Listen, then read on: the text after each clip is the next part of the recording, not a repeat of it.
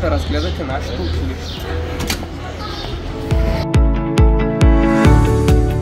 Тук учениците провеждат своите часове по история и цивилизация, като пишат на своите специализирани часове.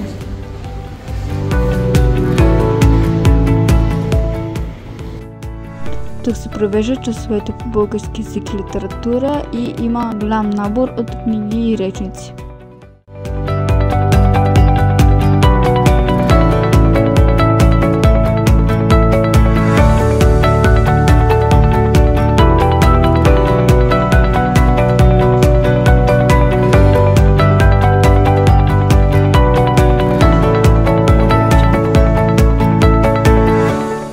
Бала се пресмята като оценката от НВО-то по български език и литература се умножи по 3 пъти, оценката от НВО-то по математика, оценката по компютърно моделиране и ИТ и оценката по география и икономика.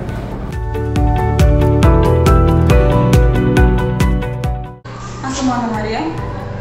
Аз съм Теса, завърших 12 клас с специалността информационно-икономическо осигуряване. Двете тук прекарахме 5 години в много добра среда и сме кариерно ориентирани.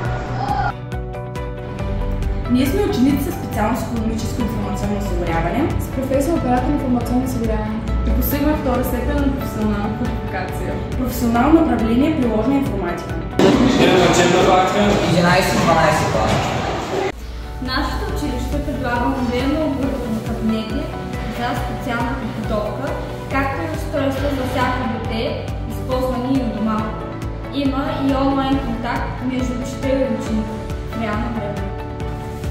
Организации, в които може да се упражнява професията в финансови и статистически институции, различни регистри и агенции на проучванията.